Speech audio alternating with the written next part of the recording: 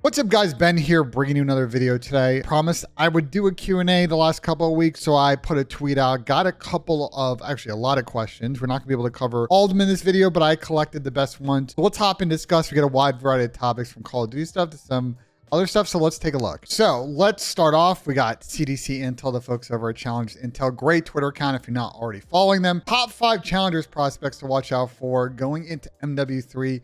Can include players rumored to be in the league, such as Abuza, Eric Boom, and Lynn. So great question. I'm going to kind of pick a collection of 5 players. I'm looking for really, my criteria for this, because it's kind of hard to really do this without seeing like the teams, is players I'm looking for to take like a next step who I think are kind of very much on the cusp, really making a move up. First up is GodRx. I think GodRx had a pretty good season last year. Again, cracking, not again, but in general, cracking the league at the main AR or AR heavy kind of flex level is really difficult. And, you know, he had a first stint in CDL on Minnesota Rocker that I don't think that he, from what I was told, kind of did the right things as a teammate down the stretch. So I think he's worked on his game a lot. I think he had a great season last year.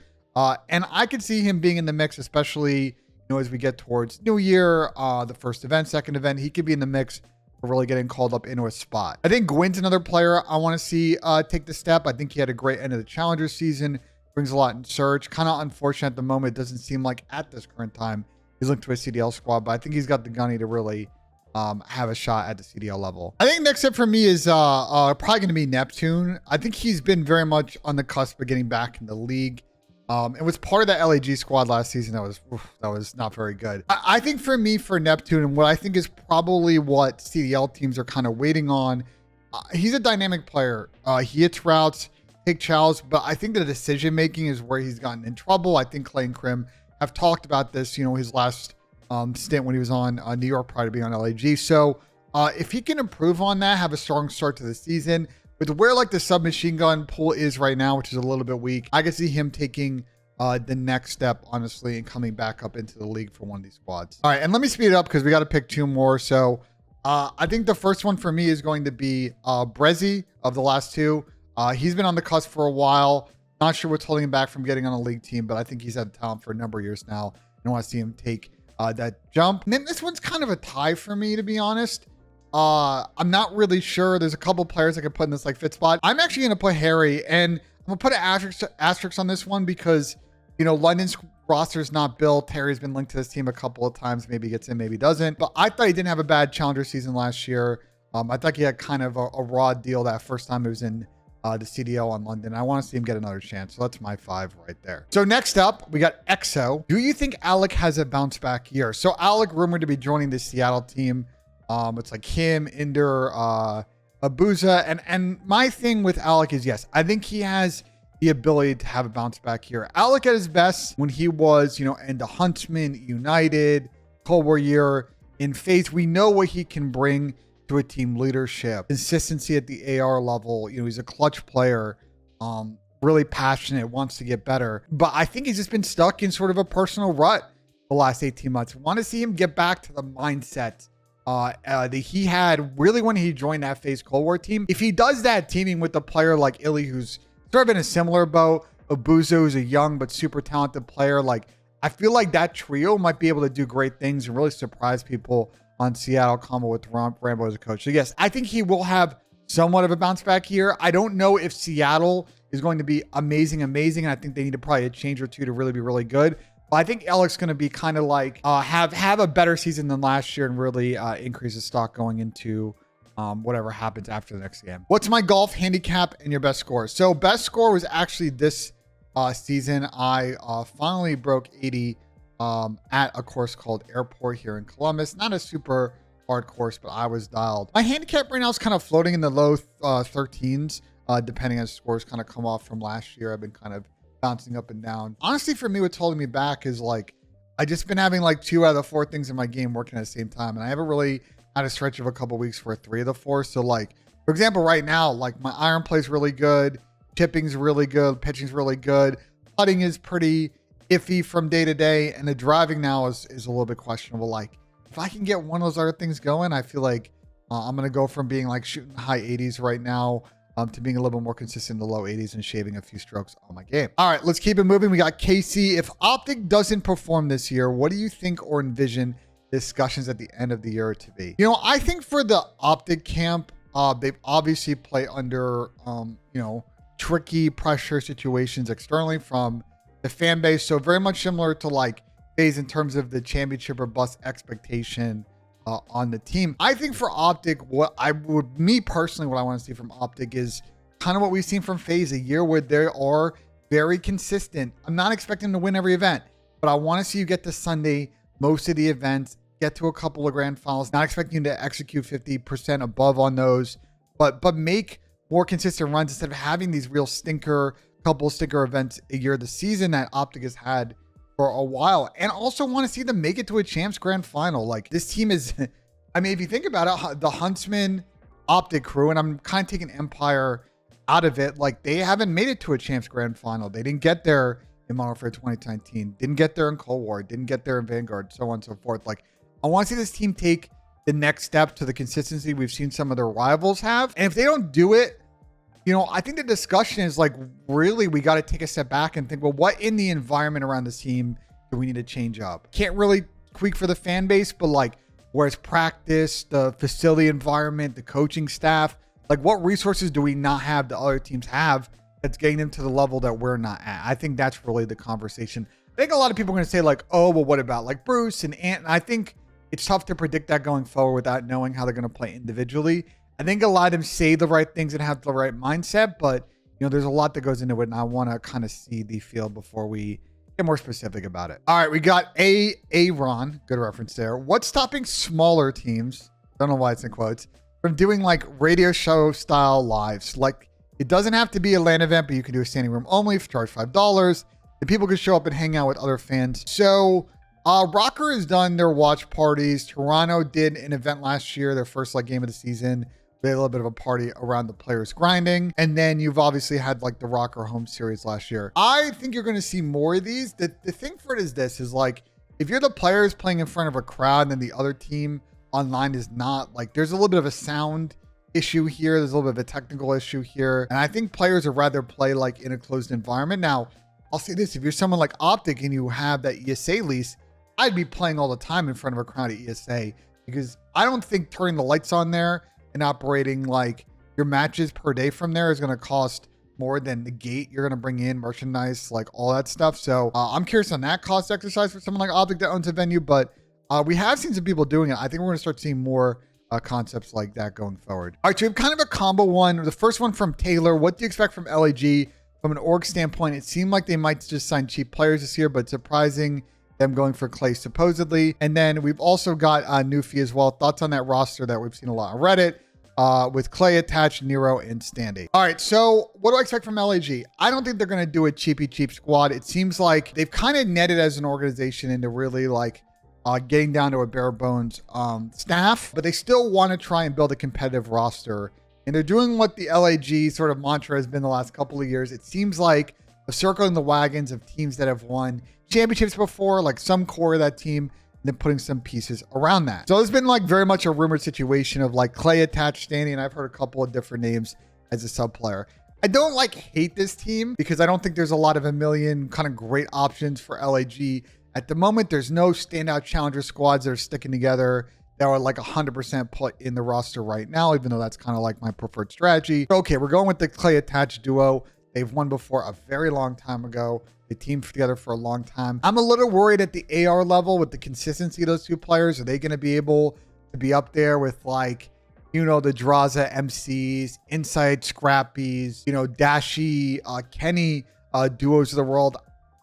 I'm a little skeptical about that, but I kind of like the sub duo they might put together. If you're doing Nero and Standy, really standing with anybody else, I kind of like that squad to be a real dark horse team for the beginning of the season and really sneak their way into like being a decent top 4 or top 6 squad. So I don't dislike the moves from LAG. Yes, the risk I think is the ARs and the consistency from your veterans. But listen, I kind of like the grinder mindset and the team that can be pretty decent in search.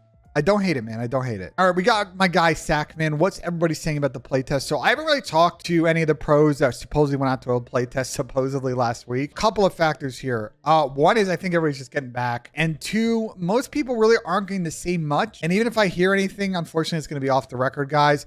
These players generally, when they do this playtest, are all kind of under NDA, and they generally don't really want to say anything. Now, if people talk about stuff on stream, or I get something that I can kind of source and run with, we'll discuss it at them. But I haven't really heard much about the playtest in the moment, but let's see if anything comes out. All right, we got my guy Hugo Athletic. Do you trust Ange? Well, I do trust Ange. So Ange, big Ange, coming in, new coach of Tottenham Hotspur. Listen, I think his style of play is really, really fun to watch. I do think they're going to concede a lot of goals this season. I also think they're going to score a lot of goals this season. For me, as a Tottenham fan, I'm not expecting a lot this season. I want to see us get deeper in domestic cup competitions. I think that's going to be our best opportunity, but the league is a little bit tough. I think this team needs 1, 2, maybe 3 windows to really get the kind of players that Ange wants, the consistency of players he wants. We have a big squad right now, and that's going to be cleaned out and then slowly chipped away because there's a lot of fringe squad players who, yes, have made the team this year, who I don't think are good enough for us to really be kind of ambitious. So I think it's going to take a while, but I'm down for this project. I think of the last couple of managers, he's the one that I think I'm the most excited about. So yeah. All right, this is an interesting one from George. From what you know, is there a reason pros did not just change the setting that increases how fast field upgrades recharge? I think he's talked about in the last game. Not sure how much it could have been sped up, but even if it was only 2 times, that would have been a massive improvement to how often you get dead silence. So we talked about this in the beginning of last season. Hitch and the TST boys did a tournament where they kind of experimented with this setting, and I really liked it. And at the time, I was like, well, yo, we should go down this route. From what I've been told, when it comes down to stuff like this, the unfortunate issue is the developers hold the line of, hey, great idea. Unfortunately, when we roll out rank play, why would we change this setting? Because it's going to differ from normal kind of modes that you would get in a matchmaking hopper. And people are going to be playing different games. And unfortunately, that's going to kind of hold back a lot of these type of settings, including like extra health. And another reason for me why we need a committee to sort these things out, because I think personally, from my POV, that's kind of a ridiculous position to have. And I think it would have benefited the game a lot more, I think, to explore some changes like this. All right, we got a question I see a lot, and I think we should cover in a video, or at least a question in this video from Matt. Why is esports in a state of struggle? Why is the money drying up for teams and leagues? All right, so the team business, heavily driven by long-term investment in teams, because people were willing to invest in these teams and take on the debt. And this was, the last couple of years when market conditions, kind of supported private equity coming in, private money investing in these teams, and not really worrying about the debt load or being in the red because of low interest rates and other market conditions. Now, as things have now changed, things have tightened up, that money's dried up, and these teams are finding it hard to keep bringing in money. I also don't think some of these teams are run particularly well. They have high executive pay. They invest in a lot of teams in high salaries, and creators are high salaries, but they're not really bringing in much from a revenue standpoint. And so the economics of the team business are completely broken in many situations. And you're seeing a market realignment there slowly over time of people realizing that the model needs to change. Now, for the leagues, I think there's a little bit more of a complicated situation. So the cascading issue of the teams has definitely affected some of the franchise leagues like LCS, where now that the team business has kind of collapsed a little bit, it's putting the league model into question. I don't think the publisher spend is necessarily going to dramatically decrease, though, for these leagues. I do think the biggest thing on the league end is just a realignment away from the franchise model or to a partner open model, and going back to the esports that we all loved from 6-7 years ago when we were in those convention centers. You can even do them in arenas too, where it's more about the funnel of open participation into spectating, into long-term engagement. I just think we're just seeing sort of the market correct itself. I don't think it's the death of esports. It's just the natural flow of how things work in a capitalist society when market conditions change and the wheel of debt becomes tougher. All right, we got Burn It Down with Ice. In the past seasons, any rumored teams or moves you think would have been interesting that never happened? Yes, there is a couple. I think for me, the one move that I think would have made a dramatic team and a change is if Zuma had gone to OpTic in World War II. I feel like that move would have been absolutely crazy. There's a couple of other ones really related to OpTic. I think Ghost, going back to that, there were a lot of potential moves that could have happened around EG players going to OpTic in the middle of Ghost that never happened. And that kind of cascaded towards the dynasty kind of forming at the end of Ghost. So things would have been completely differently there. And I know Nameless has also talked about as well, sort of the moves that would have happened on Envy, part of that cascading series of summer moves in Ghost that might have really affected the team that Envy would have had sort of at the end of the year, beginning of AW, and maybe it prevented the dynasty from forming, kind of with, JCap and Ant didn't get their way and keep the team together when there were moves going to happen. I think regarding like formal or something like that. Those are the best. There's been a couple like, potential things. I think if Scrap had gotten off of Toronto this year, that would have been like a crazy thing that would have happened. It really have shifted the market this season. I think Pride going to OpTic last season would have been a big one as well. All right, we got Andrew N. Who do I think is the most underrated player in the CDL? Ooh, underrated. This is really, really tough. I'm trying to think of players I think that don't get their flowers like enough. There's a couple that come to mind for me. One is Kleenex. I think Toby is a phenomenal player. It just doesn't get enough credit for making a Toronto team work in the certain ways that they play. Second, weirdly enough, I think Simp was like underrated last year just because he was put into like this weird role with the pacing issue, the ARs. There are like a lot of people on Reddit and Twitter I saw like really cracking on Simp's abilities, saying he was having a down year, and I'm just watching him play and I'm like, no, he's not having a bad year. He's just in bad situations, having to try to make the best of it. And when he was in situations that were good for him, he was frying. So there's a little bit of an underrated thread there going on with Simp. And I think for me, the last one is Caesar Skies. I think a lot of people on the New York team got a lot of credit, players like Hydra and Kiz. And we've talked a lot about Preston. I think I've kind of beaten that horse to death. I think Caesar, for them in terms of like consistency from a main AR level and sort of like all the ups and downs they had with their mains, with like Krim and Clay has come in and been like a calming presence. I think has been an underrated move for New York and was one of the best grabs that they got in the offseason last year. So those are kind of my three. It's tough. And there are a couple other like players, but I think players who a lot of players I maybe would have given this answer about like last offseason didn't have great seasons last year. So it's made this one a little bit tough. All right, we're down to the last three questions here. From BW, do you think if we weren't in the CDL, we would still have the top 4 super stack teams? Would somehow the talent be spread across more teams? I think you would still have stack teams because you would still have like OpTic, Thieves, FaZe, the type of organizations that people want to gravitate towards. They're going to pay the most, to have the best facilities, best support, best for your brand, the best coaching staffs. Like I think the top heaviness is still would be a thing, regardless of the CDL or the CWL.